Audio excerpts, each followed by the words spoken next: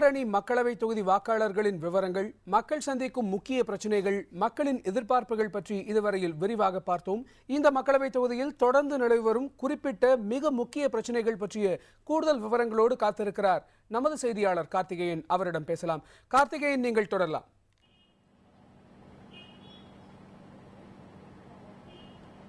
நிச்சயமா கணேஷ், ஏற்கனவே நாம் பதிவு செய்த பிரச்சனைகள் பற்றியும் அதில் பதிவு செய்யாத பிரச்சனைகள் பற்றியும் பேசுவதற்காக ஒவ்வொரு பிரச்சனைகள் சார்ந்து தனித்தனி விருந்தினர்கள் நம்மோடு இருக்கிறார்கள். ஒவ்வொருடமும் தனித்தனியாக நாம் பேசலாம். முதலில் தொழில் சார்ந்த பிரச்சனைகள் பற்றி பேசுவதற்காக புருஷோத்தமன் காத்திருக்கிறார்.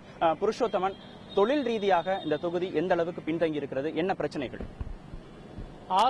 ஆரணி பாராளுமன்ற தொகுதி என்பது முற்றிலும் விவசாயம் அதை சார்ந்த தொழில்கள் இருக்கும் பொழுது இளைஞர்கள் இன்றைக்கு விவசாயம் எப்படி இருக்குது என்றால், எரிகிற வீட்டிலிருந்து தப்பித்தால் போதும் என இளைஞர்கள் தொழிற்சாலைக்கு போகிறாங்க.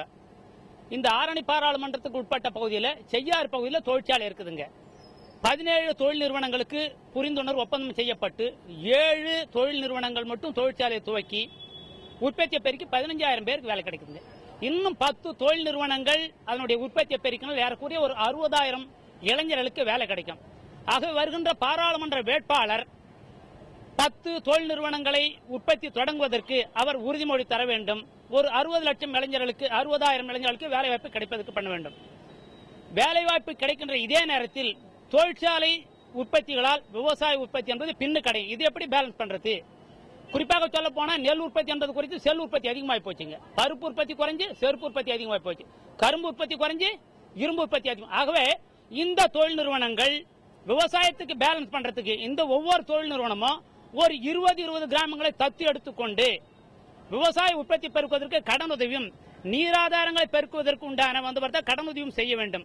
நன்றிங்க. இங்க ஆரணி தொகுதியில பட்டு நெசவுங்கிறது மிகச்சிறப்பாக நடைபெற்று வருகிறது. சமீப காலமா சில பிரச்சனைகள் இருக்கு. என்னென்ன பிரச்சனைகள்? ஆரணி பட்டு என்பது உலக லெவல்ல புகழ்பெற்ற பட்டு. அதாவது உலகத்திலே ஆரணி பட்டு தாங்க ஒரிஜினலா தயார் பண்றோம். நல்ல பட்டம், நல்ல ஜரிகை தயார் பண்றதுனால இப்ப ஒரு ஆண்டு காலமா பட்டோட விலை 2000 4,000 ரூபாய் இரட்டிப்பானதுனால இதை சார்ந்துள்ள 1 லட்சம் தொழிலாளர்கள், அதை சார்ந்து ஒரு 50,000 மகளிர்கள் அதை சார்ந்து வாழ்ந்துன்னு இருக்காங்க. இந்த தொகுதி முழுக்க பட்டுல ரொம்ப தொழிலாளர் இயங்கி வரதுனால, இந்த பட்டு விலை கூடுதனால யாராலையும் அவங்களுக்கு ஈடு கொடுத்து முதலாளிங்க இந்த ரேட்டு பட்ஜெட் அதை பட்டு விலை கூடனோடனே சேலையோட ரேட்டு அதிகமாகறதுனால மார்க்கெட்ல அது மூவிங் பண்ண முடியலன்ட்டு அதை பெரிய முதலாளிங்க சொல்றாங்க. அதனால இந்த பட்டு விலையை குறைக்கிறதுக்கு கவர்மெண்ட் அதிக முக்கியத்துவம் கொடுக்கணும். ஏன்னா எங்களுக்கு முதலாளிங்க என்று சாதனை இல்லை. இந்த தொழிலாளர்களுடைய எண்ணிக்கை பாத்தீங்கன்னா நான் சொல்றதே கம்மிங்க. 1.5 லட்சம்ன்றது கம்மி. 50,000 மகளிர் கண்டிப்பா இருக்கிறாங்க. 1 லட்சம் தொழிலாளர், அதை சார்ந்து இன்னும் அதிகமான பேர் இருக்காங்க. இந்த 2 லட்சம் குடும்பத்தை காப்பாத்துனா கவர்மெண்ட் முக்கியத்துவம் கொடுத்து மானிய விலையில இந்த பட்டை குறைச்சி, ஜரிகையும் அதே போல வெளி மாநிலத்திலிருந்து ஜரிகை வருதுங்க, அதையும் குறைச்சி கொடுத்தாதான் இந்த தொழிலாளர் முகத்துல சிரிப்பை பார்க்க முடியும். நன்றிங்க. திரு கோட்டீஸ்வரன், விவசாயம் சார்ந்து இந்த தொகுதி எப்படி இருக்கிறது? என்ன மாதிரியான பிரச்சனைகளை விவசாய தொழில் சந்தித்து வருகிறது? விவசாய சம்பந்தமா வானம் பொய்த்து விட்டது. அடுத்தபடியாக எந்த ஒரு அரசாங்க திட்டமும் கிடைக்கவில்லை. அடுத்தபடியாக வானம் பொய்த்ததனால் கிராம மக்கள் அனைவரும் தற்கொலைக்கு ஆளாகி கொண்டிருக்கிறார்கள். ஒவ்வொரு நிமிஷமும் எல்லா விலையும் உயர்ந்து விட்டன. ஆனால் விவசாயி சிறுக சிறுக இறைத்து இங்கே நீர் பாய்ச்சி கிணறு வெட்டி கால்வாய் கிடையாது, எங்களுக்கு டேம் தண்ணி கிடையாது. அந்த பொருளை எடுத்து போகும்போது அரசாங்கமோ மற்ற அதிகாரிகளோ போதிய விலை கிடைக்கவில்லை. அதனால விவசாயி அனைவரும் தற்கொலைக்கு உள்ளாகி இருக்கிறார்கள். அடுத்து மத்திய சர்க்கார் ஒதுக்குகின்ற ஒவ்வொரு பணமும் விவசாய மத்தியிலே சேரவில்லை.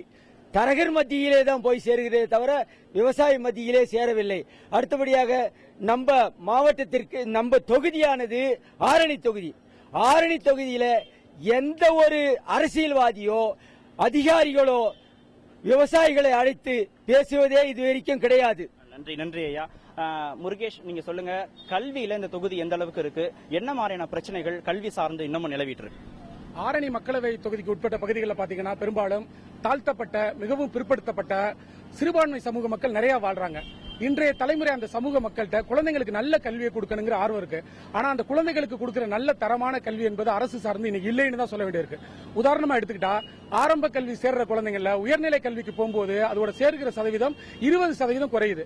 அதே உயர்நிலை கல்வியிலிருந்து கல்லூரி அளவில் போகும்போது கிட்டத்தட்ட பாதி சதவீத குழந்தைகள் கூட கல்லூரி அளவில் எட்ட முடியாத சூழல் இருக்கு.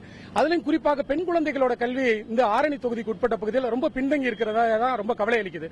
குறிப்பா ஆண்கள் 10% பேர் கல்லூரிக்கு போனாங்கன்னா பெண்கள் 20% நாட்கள் போக வேண்டிய சூழல் விடுத்து 20% நாட்கள் போகாத ஒரு சூழ்நிலை இருக்கு. நன்றி ஐயா. சுந்தரம், நீங்க சொல்லுங்க, எந்த மாதிரியான பிரச்சனைகளை சுற்றுலாத்துறை சந்திச்சிட்டு இருக்கு? சுற்றுலா மிக அளவுல பின்தங்கி இருக்கிறதா சொல்லப்படுகிறது. என்ன பிரச்சனைகள் பதிவு செய்யும்? ஆரணி பாராளுமன்ற தொகுதியை பொறுத்த வரைக்கும் 2 சுற்றுலா தலங்கள் இருக்குது. ஒன்னு ஜவாத் மலையில் இருக்கக்கூடிய அந்த சுற்றுலா தலம், அதை பார்த்தீங்கன்னா சுற்றுலா தலம் மாதிரியே இன்னைக்கு இல்லை. அங்கே இந்த பீமன் ஏரியா ஆகட்டும், இந்த கோலப்பன் ஏரியா ஆகட்டும், அந்த சிறுவர் பூங்கா ஆகட்டும், எல்லாமே ஒரு உள்ள ஜனங்க நடமாடவே முடியாத அளவுக்கு மிக மோசமான சூழ்நிலை, அது அழிஞ்சு போகக்கூடிய சூழ்நிலை இருக்கு. அதே மாதிரி இன்னொரு சுற்றுலாத்தலம் வந்து செஞ்சிக்கோட்டை ஒரு வரலாறு சிறப்புமிக்க ஒரு கோட்டை. அது 2 கோட்டை இருக்கிற பகுதியில் அந்த கோட்டைக்கு ஏற்கனவே வந்த எம்பி, இப்போ இருக்கிற எம்பி, முன்னாடி இருந்தவங்க எல்லாருமே என்ன சொன்னாங்கன்னா, நாங்கள் 2 கோட்டையும் பார்க்கறது இழுவை ரயில் போட போறோம் அப்படின்லாம் சொல்லிட்டாங்க. இப்போ அந்த பகுதியில் லட்சக்கணக்கான மக்கள் போற ஒரு பகுதி அது. ஆனால் அந்த பகுதிக்கு போதுமான வசதி ஏற்பாடு எதுவும் இல்லை. நன்றியா. பவித்ரா, நீங்க முதல் முறையா வாக்கு பதிவு செய்ய போறீங்க, என்ன எதிர்பார்க்கறீங்க புதிய நாடாளுமன்ற உறுப்பினர்? சார், முதல் முறையா நாடாளுமன்ற ஓட்டு போடுறது ரொம்ப சந்தோஷப்படுறேன் சார். எங்க நாடாளுமன்ற தொகுதியில் இது வரைக்கும் தற்போதைய எம்பி எந்த நன்மைகளும் செஞ்சது கிடையாது.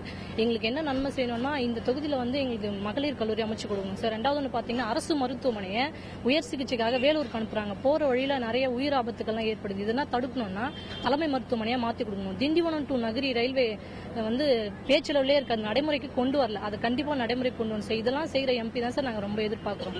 அவங்களுக்கு ஓட்டு பதிவு. நன்றி நன்றி நன்றி. கணேஷ், நீங்க கேட்டிருப்பீங்க, இந்த பிரச்சனைகள் தொழில் சார்ந்து, விவசாயம் சார்ந்து, கல்வி சார்ந்து, ரயில் பாதைகள் சார்ந்து இன்னமும் நிறைய பிரச்சனைகள் நீண்ட காலமாக நிலுவையில் இருப்பதாக பொதுமக்கள் குற்றம் சுமத்துறாங்க. கார்த்திகேயன், உங்களுடைய தகவல்களுக்கு நன்றி. ஆரணி தொகுதிக்கு உட்பட்ட மக்களின் பட்டு நெசவு, விவசாயம், கல்வி போன்ற பல்வேறு துறைகளின் எதிர்பார்ப்புகள், தேவைகளை இன்று பதிவு செய்தோம். மேலும் ஒரு தொகுதியோடு நாளை மீண்டும் உங்கள் தொகுதி உங்கள் பிரதிநிதி நிகழ்ச்சியில் சந்திக்கலாம். அடுத்து வருவது நேர்பட பேசி இணைந்திருங்கள் புதிய தலைமுறையில்.